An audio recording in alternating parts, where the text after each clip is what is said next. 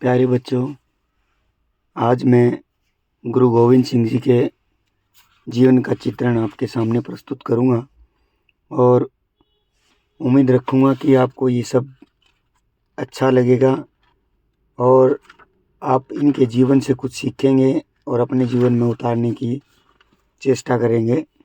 तो मैं समय न लेते हुए सीधा आपको गुरु गोविंद सिंह के जीवन चित्रण पर ले चलता हूँ। गुरु गोविंद सिंह का संपूर्ण व्यक्तित्व अपने युग की राजनीतिक परिस्थितियों से प्रभावित रहा।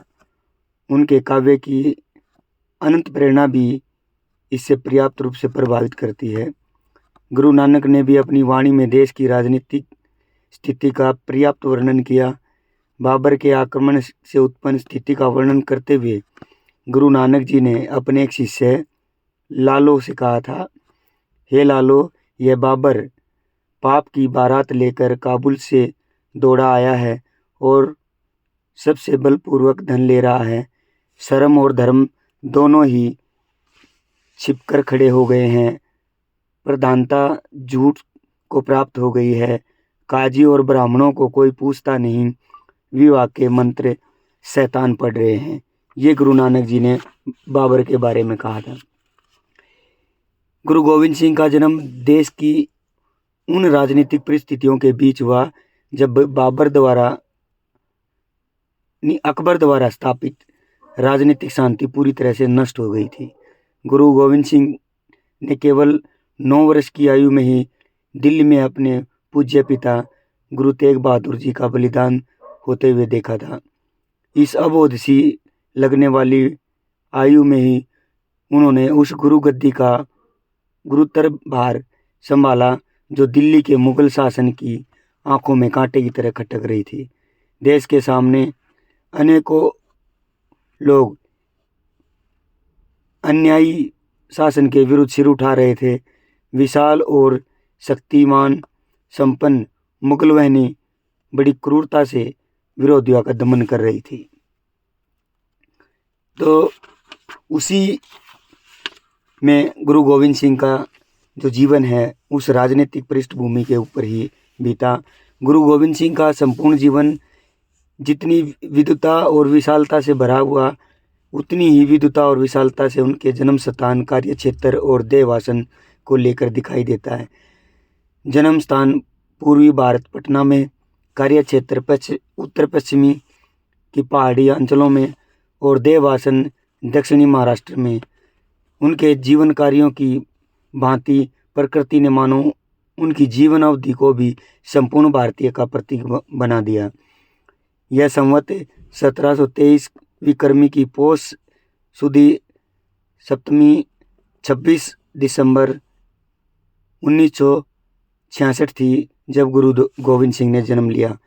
उनके पिता गुरु तेग बहादुर जी अपनी पत्नी गुजरी तथा कुछ शिष्यों सहित उन दिनों पूर्वी भारत की यात्रा पर थे।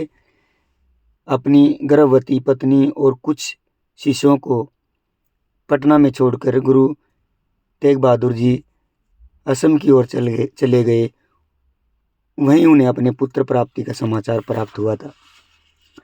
गुरु तेग बहादुर ढाका में ही थे जब उन्हें पटना में अपने पुत्र के जन्म का समाचार प्राप्त हुआ। वहां से उन्होंने पटना की संगत को अपने परिवार की भली प्रकार देखभाल करने के लिए धन्यवाद भरा एक पत्र भी लिखा था। उत्तर पूर्वी भारत के विशाल भूभाग की यात्रा करते हुए गुरु तेग बहादुर ने अपनी आंखों में निरीह जनता पर होने वाले अत्याचारों को देखा। उन्होंने यह भी देखा कि मुगल शासन की दमन नीतियों के विरोध विद्रोह की चिंगारी जगह जगह उठ रही थी। दक्षिण में छत्रपति शिवाजी के नेतृत्व में मराठा शक्ति संगठित होकर मुगलों की सेना से टक्कर ले रही थी। मथुरा में एक जमींदार गोकुल के नेतृत्व में उस प्रदेश के जाटों ने सन 1669 में इस फौजदार और उनके सिपाहियों को मार डाला था जिन्होंने मथुरा के मंदिरों को तोड़ा था। सन 1671 में बुंदेलखंड के बुंदेलों ने छत्रसाल के नेतृत्व में मुगल सुल्तान से टक्कर लेनी शुरू कर दी।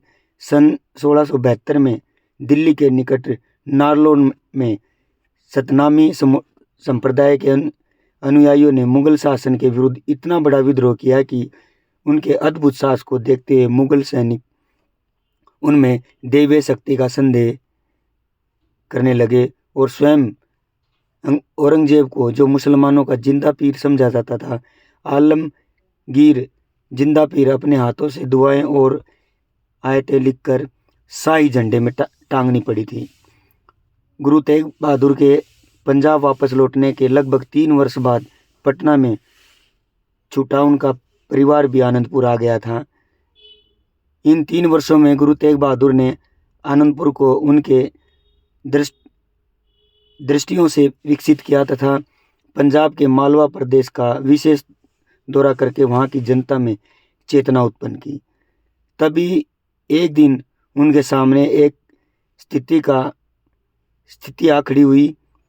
एक ऐसा प्रश्न उभर कर आया जिसके पीछे एक महान निर्णय झलक रहा था। कश्मीर के एक प्रमुख संस्कृत अध्ययन केंद्र के प्राचार्य मटन निवासी पंडित कृपाराम के नेतृत्व में कश्मीरी पंडितों का एक शिष्टमंडल गुरु तेग बहादुर जी से भेंट करने के लिए आनंदपुर पहुंचा और कश्मीर के हिंदुओं पर होने वाले अत्याचारों की मार्मिक कहानी गुरु तेग बहादुर जी को सुनाई। गुरु तेग बहादुर ने औरंगजेब की इस नीति का प्रतिरोध करने का निश्चय ले लिया। अपने पिता के बलिदान के समय गुरु गोविंद सिंह की आयु 9 वर्ष थी। गुरु गोविंद सिंह जी की आयु के प्रारंभिक 6 वर्ष पटना में ही व्यतीत हुए। पटना नगर में आज भी उनके उस बाल्य जीवन की स्मृतियां सुरक्षित हैं, जिनमें एक महान राष्ट्रनायक तथा एक महान साहित्यकार को दर्शाती हैं। पंजाब आने पर अपने पिता का साथ उन्हें 2-2.5 वर्ष तक ही प्राप्त हुआ। इस अल्प अवधि में ही गुरु तेग बहादुर ने उनकी शिक्षा दीक्षा का प्रबंध कर लिया था। गुरु गोविंद सिंह जी ने ये सब उल्लेख विचित्र नाटक में किया है। पिता के बलिदान के बाद गुरु गोविंद सिंह लगभग 8 वर्ष तक आनंदपुर में रहे। गुरु तेग बहादुर जी के बलिदान के बाद गुरु गोविंद सिंह और संपूर्ण सिख समुदाय बड़ी कठिन स्थितियों में आ पड़े थे। पाटवा की ओर कुछ समय बाद गुरु गोविंद सिंह निकट के ही एक पहाड़ी राज्य सिरमौर में चले गए। वहाँ उन्होंने यमुना के किनारे पाटवा नामक स्थान पर अपना डेरा जमाया और वहाँ लगभग 3 वर्ष तक रहे।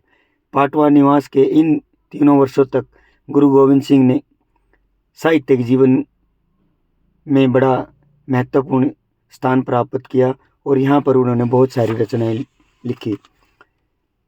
भागनी का युद्ध। अप्रैल सन 1689 शेखावत संमत 1776 ईस्वी में गुरु गोविंद सिंह को अपने जीवन का प्रथम युद्ध लड़ना पड़ा था और इसका विवरण भी उन्होंने विचित्र नाटक में लिखा है। सिख गुरु गोविंद सिंह के पिता गुरु तेग बहादुर ने पंजाब के पहाड़ी क्षेत्र के एक राज्य कहिलूर के माखोवाल गांव को अपनी गतिविधियों का केंद्र बनाया था। धीरे धीरे वह स्थान सिखों का प्रमुख केंद्र बन गया। गुरु तेग बहादुर के बलिदान के पश्चात गुरु गोविंद सिंह जी ने इसी स्थान को अपनी सामरिक तैयारियों तथा जातीय संगठन का केंद्र बनाया। सिख शक्ति का मुगल राज्य से प्रकट विरोध गुरु तेग बहादुर के बलिदान से स्पष्ट हो चुका था। गुरु गोविंद सिंह का बढ़ता हुआ संगठन मुगल राज्य से लोहा लेने की तैयारी के लिए घातक सिद्ध हो गया था। यह बात कहिलूर तथा आसपास के अन्य राजाओं को भयंकर शंका में डाल रही थी। वे गुरु की शक्ति पर अपना नियंत्रण स्थापित करना चाहते थे। सभी इतिहासकारों ने यह बात स्पष्ट रूप से स्वीकार की है कि गुरु गोविंद सिंह ने निम्न कही जाने वाली जातियों को ऊपर उठाने के प्रयास और उन्हें संगठन में शरण कहे जाने वाले वर्गों के समक्ष स्थान देने की क्रांतिकारी प्रयत्नों के परंपरागत जाति अभिमानी पहाड़ी प्रदेश के राजपूत नरेशों को क्रुद्ध कर दिया था। डॉक्टर इंदु भूषण बनर्जी ने लिखा है कि गुरु गोविंद सिंह एक ऐसे मत का प्रतिनिधित्व करते थे जो उदार विचारकों का प्रचारक था, जिसने अधिकांश अनुयायी जाट थे, जिन्हें राजपूत छोटी जाति का समझते थे। राजनीतिक सुविधाओं, सामाजिक ऊंचता और जाति अभिमान आदि बातों ने मिलकर पहाड़ी राजाओं को गुरु के विरुद्ध संयुक्त मोर्चा बनाने के लिए प्रेरित कर दिया। उन्हीं दिनों राजा भीमचंद्र के पुत्र अजमेर चंद का विवाह गढ़वाल के राजा फतेह शाह की लड़की से निश्चित हुआ था। गुरु गोविंद सिंह उस समय सिरमौर राज्य के पावटा नामक स्थान पर थे। इस विवाह के अवसर पर आसपास के अनेक पहाड़ी राजा अपनी सेनाओं सहित एकत्रित हुए। विवाह उपरांत उन्होंने गुरु तेग बहादुर पर आक्रमण करने की योजना बनाई। उन्होंने राजाओं की इस योजना का पता लग गया था, इसलिए पावटा से 6 मील दूर सामरिक दृष्टि से संयुक्त स्थान भंगाणी में उन्होंने प्रतिरोध की तैयारी कर ली थी। विचित्र नाट्य में गुरु गोविंद सिंह ने इस युद्ध का वर्णन किया है। इस युद्ध में गुरु गोविंद सिंह ने स्वयं भाग लिया। जब उनका वीर सेनापति संगोसा, जिन्हें उन्होंने इस रचना में भी श्री शाह संग्राम नाम से संबोधित किया है, नजाबत खान को मारकर स्वयं युद्ध में शहीद हुआ, तब स्वयं उन्होंने अपना धनुष बाण संभाला। उनके बाणों ने युद्ध में अनेकों खानों के सिर काट दिए और काले सांपों की तरह उनको डस लिया। राजा हरिश्चंद्र ने अपने युद्ध का वर्णन करते हुए खुद इस बात का वर्णन किया है। साथियों, बहुत ऐसी बातें हैं जो मैं आपको बताना चाहता हूँ। गुरु गोविंद सिंह ने के जीवन पर सबसे महत्वपूर्ण कार्य खालसा निर्माण का था। 30 मार्च 1699 को बैसाखी के दिन उन्होंने आनंदपुर में अपने शिष्यों का एक विशाल सम्मेलन किया। सिख गुरुओं का शिष्य वर्ग संपूर्ण भारत और अफगानिस्तान ईरान तक फैला हुआ था। इस सम्मेलन में दूर दूर से आए लोग वहां पर एकत्रित हुए थे। गुरु गोविंद सिंह जानते थे कि मुगल शासन से सशस्त्र संघर्ष निश्चित है। सशस्त्र संघर्ष तो उनके पिता छठे पितामह गुरु हरगोविंद जी के समय से ही प्रारंभ हो चुका था। गुरु गोविंद सिंह जी जानते थे कि भावी संघर्ष में तन मन धन से उनका साथ देने वाला वर्ग कौन सा होगा। समाज का विशिष्ट वर्ग कभी भी क्रांति का साथी नहीं बनता। उल्टे वह वर्ग सदैव ऐसे प्रयासों का विरोध करता है, क्योंकि किसी भी प्रकार के संघर्ष से उसे अपनी विशेष स्थिति के छीन जाने का डर बना रहता है। क्रांति का साथ सदैव निम्न वर्ग के सर्वहारा लोग ही दिया करते हैं। गुरु गोविंद का पहाड़ी राजपूत राजाओं द्वारा किया हुआ सतत विरोध विशिष्ट वर्ग की प्रतिक्रिया का यह प्रतीक था। अब उनकी दृष्टि मात्र उस वर्ग पर थी जिन्हें उनके आंदोलन का वाहक बनना था। बैसाखी के इस ऐतिहासिक अवसर पर हजारों सिखों के समुदाय से सामने हाथों में नंगी तलवार लेकर गुरुजी ने प्रश्न किया, है कोई ऐसा जो धर्म के लिए अपने प्राण दे सके। सुनते ही सन्नाटा छा गया। उन्होंने अपनी बात दोबारा कही। सन्नाटा और गहरा हो गया। जब बड़ी तीखी आवाज में उन्होंने तीसरी बार जब दोहराया तो लाहौर के एक खत्री दयाराम ने अपने स्थान पर खड़े होकर कहा, मैं प्रस्तुत हूँ। वे उसे साथ के खेमे में ले गए। लोगों ने खटाक की तेज आवाज सुनी। खून से सनी हुई तलवार लेकर वे बाहर आए और अधिक गंभीरता से बोले, और कोई शिष्य है जो धर्म के लिए अपने आप को प्रस्तुत कर सके। इस पर हस्तिनापुर के एक जाट धर्मदास ने अपने आप को प्रस्तुत किया। वे भी साथ के खेमे में ले गए। लोगों ने उसी तरह खटाक की तीखी आवाज़ सुनी। इस प्रकार 3 और व्यक्तियों ने अपने आप को बलिदान के लिए प्रस्तुत किया। एक था द्वारका का धोबी मोहक चंद, दूसरा था जगन्नाथपुरी का एक कहार हिम्मत राय और तीसरा था बिदर का एक नाई साहब चंद। यह एक परीक्षा थी। इस परीक्षा में देश के विभिन्न भागों से आए ये 5 अति महत्वपूर्ण व्यक्ति पूरी तरह सफल रहे। गुरुजी ने इन 5 आत्मसमर्पितों को सुंदर वेशभूषों से भी वशीभूत किया और उन्हें पंच प्यारे कहकर संबोधित किया। वे इन 5 सिक्कों को जीता जागता स्वस्थ तथा प्रसन्न वदन अपने डेरे से निकालकर सभा के सामने लेकर आए। सभा में उपस्थित सभी लोगों का बड़ा आश्चर्य हुआ।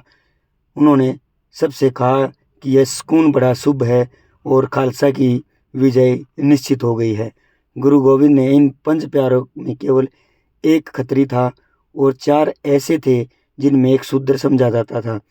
3 की गणना तो नीची जातियों में आती थी, परंतु उन्होंने सर्वप्रथम उन्हें दीक्षित किया। और सबसे बड़े आश्चर्य की बात तो यह कि अपने आप को उनसे दीक्षित कराया।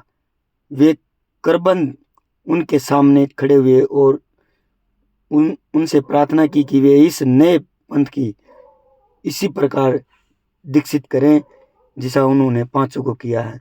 उन्होंने खालसा को गुरु का स्थान और गुरु को खालसा का कहा। इस प्रकार गुरु गोविंद ने अपने पूर्व की 9 पीढ़ियों के लिए सिख समुदाय को खालसा में परिवर्तित कर दिया।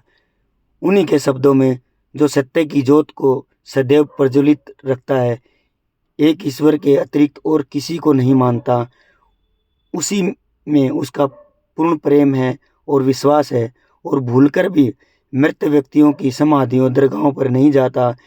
ईश्वर के निश्चल प्रेम में ही उसका तीर्थ दान, दया, तप और संयम समाहित है। इस प्रकार उनके हृदय में पूर्ण ज्योति का प्रकाश है। वह पवित्र व्यक्ति ही खालसा है।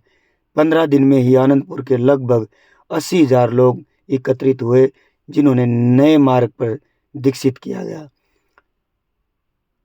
उन्होंने ऊंच नीच, जात पात का भेद नष्ट किया और सबके लिए समानता की घोषणा की। उन्होंने सबको आज्ञा दी कि अपने नाम के साथ सिंह शब्द का प्रयोग करें।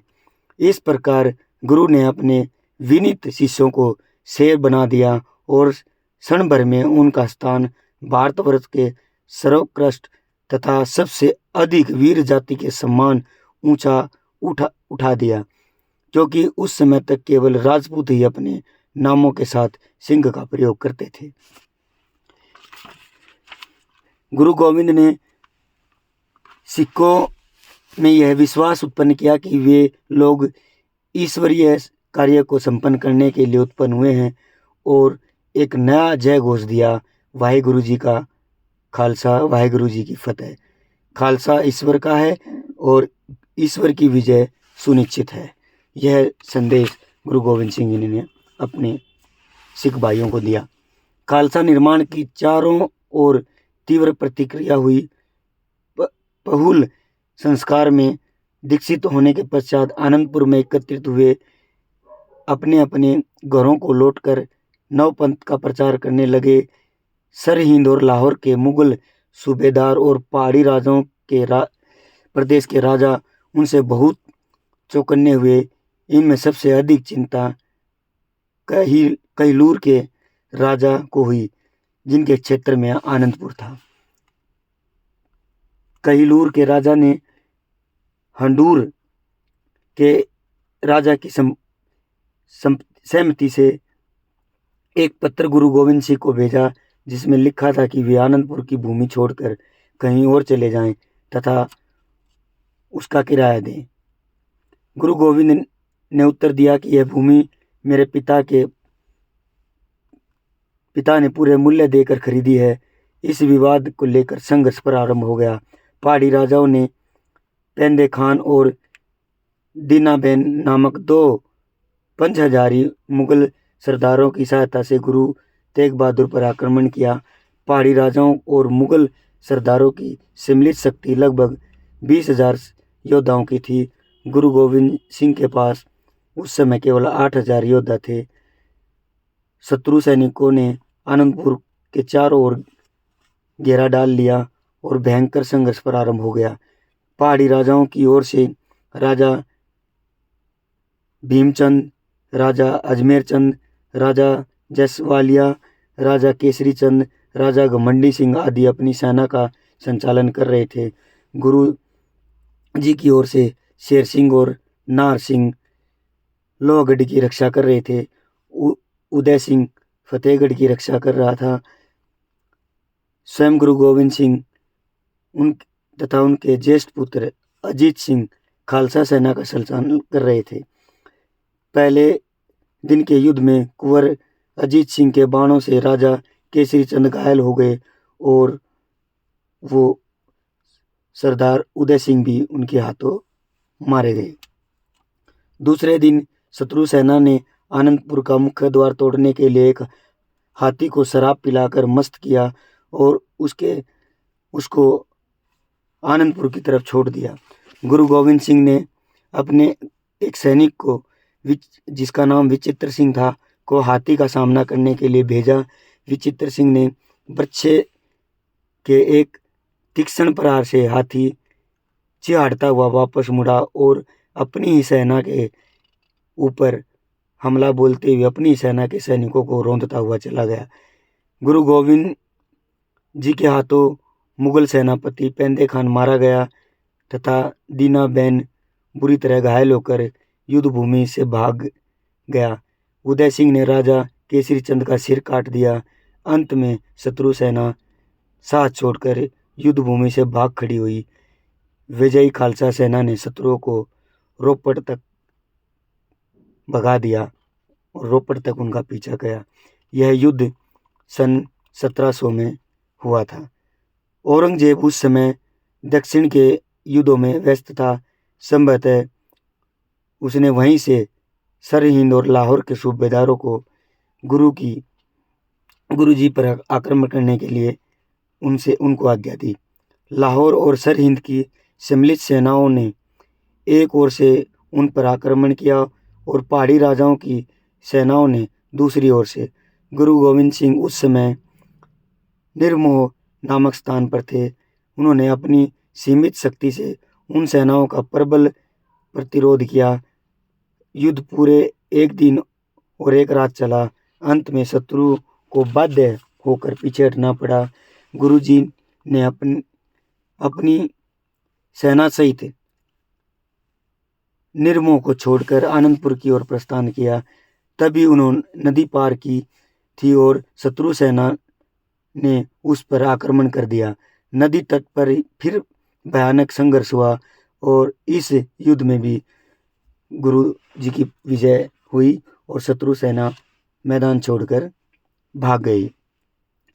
औरंगजेब पंजाब के अपने सूबेदार तथा पहाड़ी राजाओं की बार बार की पराजय से बहुत चिंतित हो उठा था। मुगल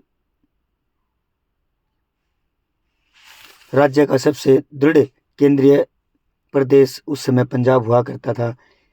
एक नवजात आंदोलन के हाथों शाही सेना की बार बार पराजय से मुगल साम्राज्य की प्रतिष्ठा नष्ट हो रही थी। दक्षिण विजय और साम्राज्य की जड़ों को इस प्रकार हिलता देख बुरी तरह घबरा गया। उसने एक विशाल सेना गुरु तेग बहादुर जी पर आक्रमण करने के लिए भेज दी। इस सेना में सरहिंद, लाहौर और जम्मू के सूबेदारों की सेना भी शामिल थी। पहाड़ी राजाओं ने अपनी सेनाओं से इस विशाल सेना की सहायता की।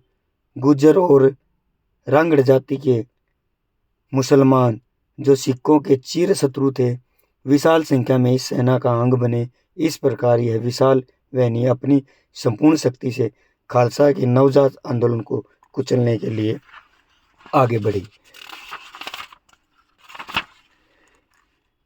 कहते हैं कि एक दिन गुरुजी ने कहा, जो दुर्ग छोड़कर जाना चाहते हैं वे यह लिख कर दे दें कि वे उनके गुरु और शिष्य का संबंध तोड़ते हैं।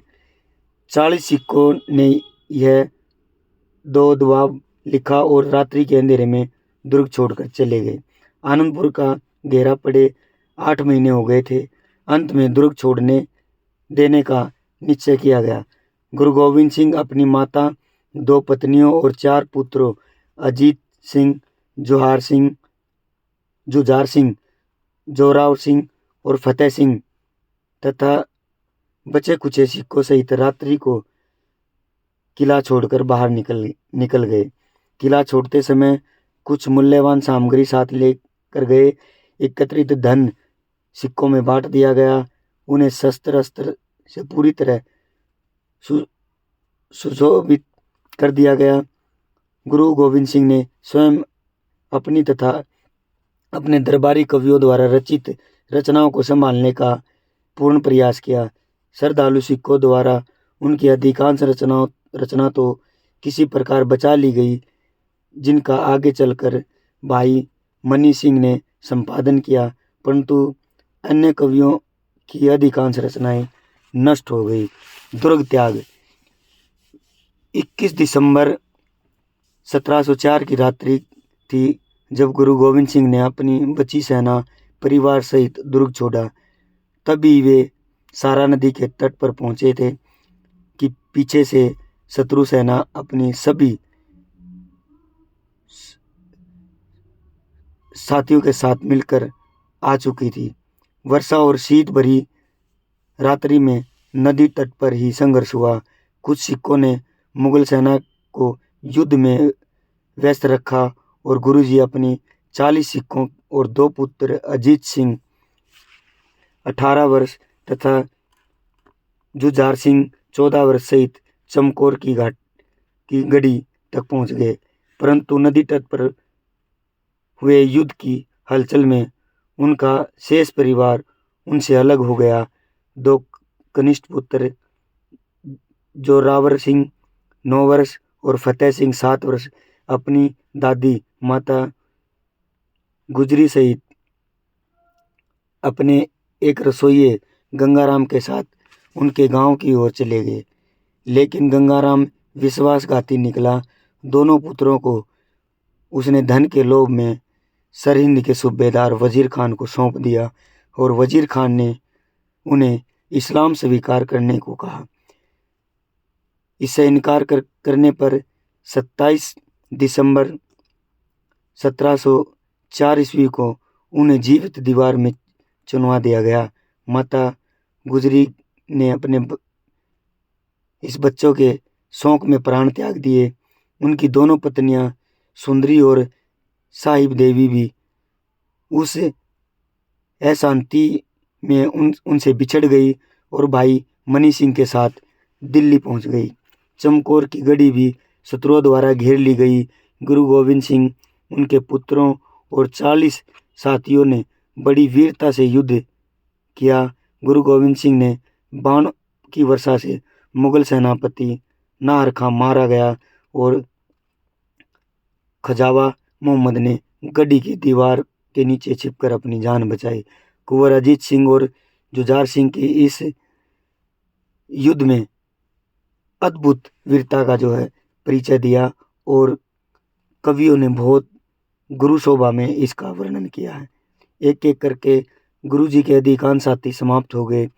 उनके दोनों ज्येष्ठ पुत्रों ने भी शत्रुओं का संहार करते हुए वीर गति प्राप्त की और अंत में चमकौर त्याग देने का निश्चय हुआ और 22 दिसंबर 1704 की रात्रि में के अंधकार में उन्होंने अपने 3 साथियों भाई दया सिंह, भाई धर्म सिंह और भाई मान सिंह सहित वे मुगल सेना की आंखों में धूल झोंककर निकल गए।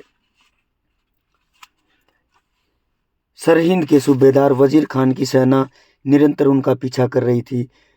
युद्ध की दृष्टि से स्थान उपयुक्त समझकर उन्होंने निकट के घने जंगलों में अपना मोर्चा लगा लिया। यहाँ मुगल सेना ने उन पर आक्रमण किया, परंतु इस युद्ध में गुरु गोविंद सिंह ने उन्हें पूरी तरह पराजित कर दिया। सिख सेना ने अपने लिए रसद पानी का प्रबंध किया हुआ था, परंतु शत्रु सेना पानी के अभाव में त्राही त्राही कर रही थी और मैदान छोड़कर भाग गई। इस युद्ध में उन 40 सिखों ने अद्भुत पराक्रम का प्रदर्शन कर वीर गति प्राप्त की और आनंदपुर में भूख प्यास से व्याकुल होकर अपने गुरु का साथ छोड़ आए थे। अपने प्राण देकर उन्होंने इस कृत्य का परिनिश्चित किया। तब से सिखों की दैनिक प्रार्थना में इन्हें 40 मुक्ते कहकर बड़ी श्रद्धा से स्मरण किया जाता है। खिदराना को तब से मुक्तासर कहते हैं और इस युद्ध की स्मृति में प्रतिवर्ष माघ में यह पर मेला लगता है। खिदराना के इस युद्ध के पश्चात गुरु गोविंद सिंह कुछ समय तक जगह जगह विचरण करते रहे। फिर वे तलवड़ी साबो पहुंचे, जिसे आज दमदमा कहते हैं। वहाँ उनका एक घनिष्ठ मित्र डाला रहता था, जिसने उनकी पूरी सहायता की। सामरिक प्रतिरक्षा की दृष्टि से वह स्थान उपयुक्त था। गुरुजी ने कुछ समय वहाँ बड़ी शांति के साथ बिताए। दमदमा का यह निवास गुरुजी के लिए जीवन के साहित्यिक पहलू के लिए बड़ी महत्व और बड़ी शक्ति का प्रतीक माना जाता है। गुरु ग्रंथ साहिब का आज जो रूप उपलब्ध है वो गुरु गोविंद सिंह जी के निर्देशों में यहीं से प्राप्त हुआ था। लगता है गुरु ग्रंथ साहिब को पुण्य समादित करने के कार्य में उन्होंने काफ़ी समय यहाँ लगाया और धीरे धीरे स्थान अध्ययन का केंद्र बन गया और इसलिए इन्हें गुरु काशी या सिखों की काशी कहा जाने लगा। गुरु गोविंद सिंह ने अक्टूबर 1706 में दक्षिण की ओर प्रस्थान किया। उन्होंने राजस्थान के मार्ग से दक्षिण जाने का निर्णय लिया। यहीं उन्हें औरंगजेब की मृत्यु 20 फरवरी सन 1707 अहमदनगर का समाचार प्राप्त हुआ। औरंगजेब की मृत्यु होते ही मुगल शहजादों में सिंहासन के लिए परंपरागत युद्ध छिड़ गया। औरंगजेब के दूसरे पुत्र आजम ने, जो अपने उस समय दक्षिण में था, झटपट अपने आप को बादशाह घोषित कर दिया और सेना सहित उत्तर की ओर चल दिया। औरंगजेब का ज्येष्ठ पुत्र मुआजम उत्तर में था। उसने आजम से निपटने के लिए युद्ध की तैयारी की और गुरु गोविंद जी को सहायता के लिए पत्र लिखा। गुरु गोविंद जी ने मुआजम का पत्र और घटना ये सब 10 वर्ष पहले ही प्राप्त हो चुकी थी, क्योंकि वो उनसे मिल चुके थे। इस बात का उल्लेख किया जाता है कि मुआजम पहाड़ी राजाओं के विरोध को दबाने के लिए पंजाब आया था और उस समय उनके व्यक्तिगत सचिव भाई नंदलाल द्वारा उसे गुरु का विशेष परिचय प्राप्त हुआ था। आगरा के निकट जाउज नामक स्थान पर 18 जून 1707 को दोनों भाइयों में भयंकर युद्ध हुआ और इसमें आजम शाह पराजित हुआ और मारा गया। मुआजम बादशाह के नाम से दिल्ली के सिंहासन पर बैठ गया। दिल्ली में गुरु गोविंद सिंह कुछ समय तक रहे। दिल्ली के लोगों ने उनका बहुत मान सम्मान किया। जमुना के किनारे उन्होंने अपना डेरा डाला और सहस्त्रों संख्या में वहाँ पर लोग उनके उपदेश सुनने के लिए आने लगे। कुछ समय के बाद उन्होंने आगरा की ओर प्रस्थान किया। मार्ग में मथुरा वृंदावन की यात्रा करते हुए वे आगरा के निकट आ गए और बादशाह के निवास स्थान से लगभग 2 कोस के अंतर पर उन्होंने अपना डेरा डाल लिया। शाही सेना जून 1708 में ताप्ती नदी पार करके बुन्हारपुर पहुंची। अगस्त 1708 में बाणगंगा को पार कर सितंबर के प्रारंभ में यह सेना गोदावरी के किनारे बसे नगर नांदेड़ में पहुंच गई। शाही सेना यहां से हैदराबाद की ओर बढ़ी ताकि कामबख्श के विरोध का दमन किया जा सके। गुरु गोविंद सिंह अपनी सैन्य टुकड़ी के साथ वहीं टिके रहे। नांदेड़ में गुरु गोविंद सिंह की भेंट माधोदास नामक एक बैरागी से हुई। माधोदास की चर्चा वे अपनी दक्षिण की यात्रा में सुन चुके थे। गुरु गोविंद सिंह उनसे भेंट करने के लिए उनके डेरे पर गए। माधोदास उस समय डेरे पर नहीं थे। वे उसकी गद्दी पर बैठकर उनकी प्रतीक्षा करने लगे। उनके शिष्यों ने दौड़कर माधोदास को यह सूचना दी। कहते हैं माधोदास ने गुरु गोविंद सिंह को अपनी गद्दी से गिराने के लिए बहुत सारे जादू टोने किए, परंतु उनसे कोई सफलता प्राप्त नहीं मिली। गुरु गोविंद सिंह ने उसे कर्म का संदेश दिया। उनके समुदाय उन्हें मातृभूमि की व्यवस्था का चित्रण किया। वे माधोदास के अंदर छिपी अनंत शक्तियों की पहचान कर चुके थे। उनके हृदयग्राही व्यक्तित्व तथा धार्मिक उत्साह के ने माधोदास के हृदय पर गहरा प्रभाव डाला कि वह गुरु का शिष्य हो गया। वह अपने आप को गुरु का बंदा अथवा गुलाम कहने लगा। उसने अपना जीवन सर्वथा गुरु के चरणों में सौंप दिया। तभी से उनका नाम बंदा पड़ा। गुरु गोविंद सिंह ने उन्हें अमृत छकाया और विधिवत अपने अभियान में सम्मिलित करके 5 प्यारों और कुछ अन्य सैनिकों के साथ पंजाब की ओर भेज दिया। नांदेड़ पहुंचने के लगभग 1 मास के अंदर ही 7 अक्टूबर सन 1708 में प्रातःकाल गुरु गोविंद सिंह जी के जीवन की लीला अचानक समाप्त हो गई। गुरु शोभा में लिखा है कि एक पठान कुछ दांव लेकर प्रभु गुरु गोविंद सिंह के पास पहुंचा और 2-3 घड़ी वहां बैठा रहा। उसका दांव नहीं लगा, लेकिन वहां बहुत से लोग उपस्थित थे। उस दिन वह चला गया और दूसरे दिन फिर आया। उस दिन फिर वह 2-3 घड़ी बैठकर आघात लगाकर बैठा रहा, परंतु उस दिन भी उसे कुछ सफलता नहीं मिली। इस प्रकार वह कई दिनों तक आता रहा, परंतु उसका दांव नहीं लगा। अनेक बार आने के कारण उसने यह जान लिया कि संध्या समय उनका दांव लग सकता है।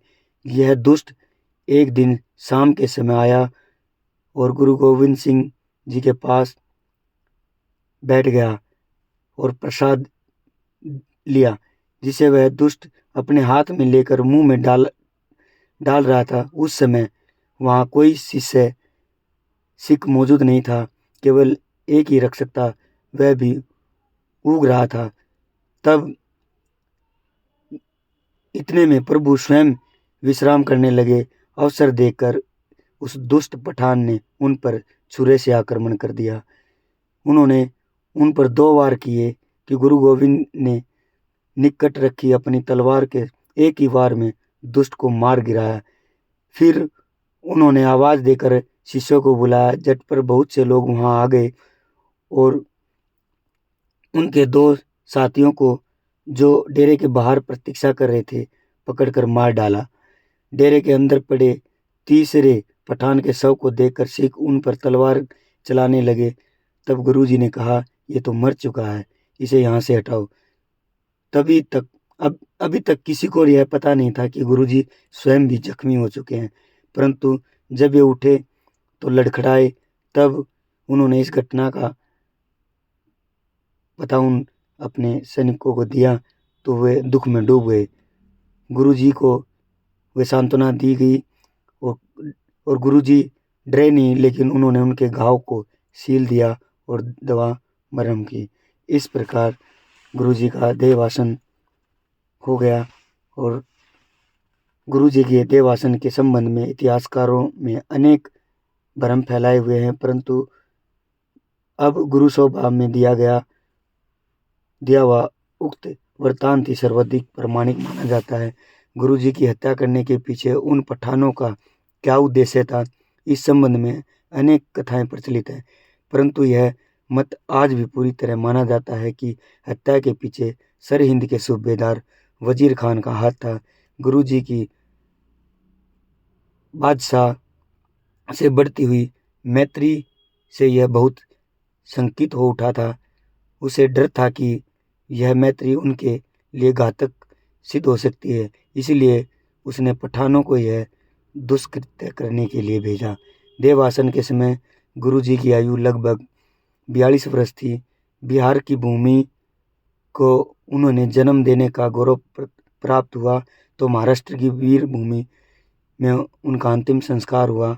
नांदेड़ में उनकी स्मृति में बना भव्य गुरुद्वारा लाखों सिख श्रद्धालुओं को दर्शन और दार्शनिक रूप से मजबूत करता है। हजूर साहिब के नाम से यह विख्यात है और एक महत्वपूर्ण तीर्थ स्थान बन गया है। तो प्यारे बच्चों, यह मैंने संक्षिप्त में बहुत प्रयास करने के बाद आपके लिए वीडियो बनाई है ताकि आप गुरु गोविंद सिंह के परिचय से परिचित हो सकें और इनके जीवन से कुछ शिक्षा ले सकें। धन्यवाद।